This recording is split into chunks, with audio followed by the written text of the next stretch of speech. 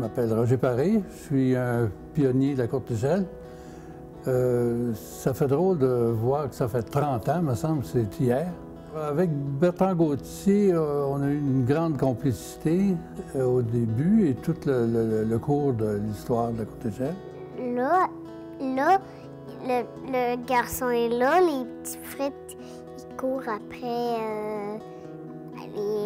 le garçon. Je me souviens, en fait, la courte échelle, ça a vraiment été ma porte d'entrée vers la littérature, vers les romans, en fait, parce que je me souviens que je lisais beaucoup de bandes dessinées, mais j'avais pas le courage de m'attaquer à un vrai roman. Puis je me souviens vraiment de la satisfaction de finir un livre puis de dire j'ai lu encore un roman. Moi, je lisais beaucoup, j'étais pas mal dans ma bulle, là. J'étais un petit peu loser quand j'étais enfant, fait que c'était comme un excellent moyen de... Pas que la lecture, c'est pour les losers, c'est pas ça que j'essaie de dire, mais c'est quand même un excellent moyen de se créer un autre petit monde quand t'es petit, là, puis de vraiment sortir de tous les problèmes qui peuvent te tracasser, puis tout ça. Puis moi, j'avais besoin de ça, là. Là, 1020, la saucisse. Moi, je lis La courte échelle depuis que je suis toute petite. J'ai grandi avec les livres de La courte échelle. Je me rappelle particulièrement de Rosalie, créée par Ginette Anfous. Je me rappelle de Annie Croche, créée par Bertrand Gauthier. Alors, Annie Croche dit « Quelquefois, ma mère veut s'expliquer.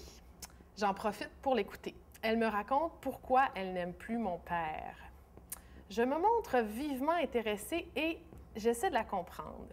Quand j'ai l'air de me passionner pour ces histoires d'amour, je sens que ma mère m'aime. » Ce sont des auteurs qui m'ont marquée parce qu'ils ont créé des personnages féminins qui me ressemblaient un peu par leur originalité, leur façon un peu coquine de voir la vie, leurs petits mauvais coups, leur grande imagination. C'est magnifique. C'est des mots d'enfants écrits par des adultes, mais il y a une connotation de subjectivité et de prise de position par rapport aux parents. Moi, il y a plusieurs livres qui m'ont marqué de la courte échelle.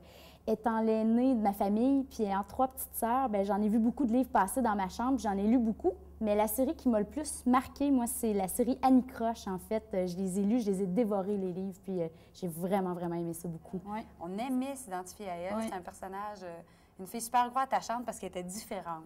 Ça aussi, c'est important quand on est jeune. C'est des personnages qui marquent l'enfance, puis qui restent après. La pauvre petite saucisse n'était pas toute seule dans l'assiette. Il y avait aussi 4 carottes, mais étaient toutes des filles, puis les petits pois étaient tous des garçons. Le début de la courte échelle, c'était vraiment la jungle. Alors, il fallait tout défricher pour arriver à percer le marché. Je lisais beaucoup Jean-Marie Poupart.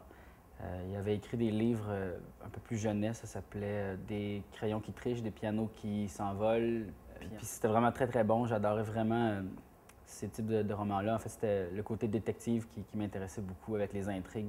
Je me souviens de Denis Côté qui avait écrit, dans mon souvenir, toute une série de livres sur les vampires. Puis je me souviens, j'avais reçu ça à Noël, puis j'avais passé la nuit avec une petite lampe de poche sous mes couvertures, puis j'avais lu ça, puis il était peut-être 2 heures du matin quand j'avais fini, puis là, je m'étais dit « Waouh, j'ai lu un roman d'horreur, en plus, il est tard! » Il y a aussi une autre série de romans que j'ai vraiment beaucoup aimé, de Marie-Francine Hébert, qui s'appelait « Un blouson dans la peau, un monstre dans les céréales, un crocodile dans le bain, une tempête dans un verre d'eau ». Méli-Mélo, c'est ça, en fait, c'est Méli-Mélo, le personnage. En tout cas, si jamais je les retrouve, je les lis, c'est sûr. C'est très valorisant de savoir qu'on dessine quelque chose pour une histoire et que ça va être lu un peu partout dans le monde. On en a lu des livres, nous autres, en tout cas. Hein? Je me rends compte maintenant que c'est important qu'on ait fait ça parce que la lecture, je pense que c'est la relation la plus personnelle qu'on peut avoir avec une œuvre parce qu'il y a rarement d'images, puis il faut se faire les images nous-mêmes. Puis je pense que maintenant, je suis très contente d'avoir lu quand j'étais jeune pour tout développer cette imagination-là. Le garçon, il presque le mangea, mais il le mangea, mais enfin est triste parce que là, sa pauvre maman est arrivée, puis là, ne mange pas ça, c'est tombé par terre. Allô, mon nom c'est Mathilde. Je vais à l'école puis je suis étudiante. Oui, j'aime beaucoup ça, lire. Parce que j'apprends beaucoup de choses en lisant. Alors, à la maison, chez moi, il y a 2 petits bonhommes de 5 ans. Et tous les soirs, vers 8h, 8h15, pour aimer les Mathéos, c'est l'heure du conte. Je dois dire qu'il y a des soirs où l'imagination de papa est un peu fatiguée. Et ces soirs-là, je suis vraiment heureux de pouvoir me rabattre sur Zunique et les Wawazonzons, me rabattre sur Oscar et Isabella, sur Kaboom, évidemment. Le bruit dans le placard. Un bruit dans le placard. Il se cache le petit nez parce qu'il ne veut pas voir le roublou-boulou. Alors, bonjour, je m'appelle Annie Grovy, j'ai 38 ans et je suis auteure et illustratrice des livres de Léon. Alors, La Courte Échelle, c'était mon premier éditeur, l'éditeur qui m'a donné ma première chance pour éditer mes livres. Donc, ça veut dire beaucoup pour moi. Ma relation avec La Courte Échelle en 2008 est particulière parce que j'ai 30 ans en 2008, moi aussi. Donc pour moi, c'est très, très particulier, d'autant plus que cette année, je publie pour la première fois à La Courte Échelle aussi, dans un collectif qui s'appelle Premières Amours. Puis là, la petite saucisse est devenue amie avec la balle de cricket. Je suis très contente de faire partie de la grande famille de La Courte Échelle et j'espère que je vais pouvoir peut-être fêter avec eux dans le prochain 30 ans.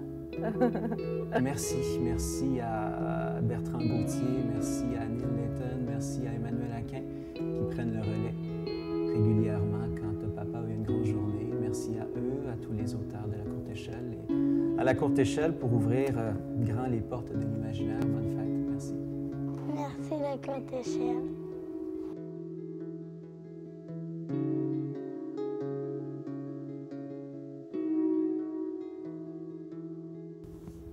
Je vais voir un peu les images.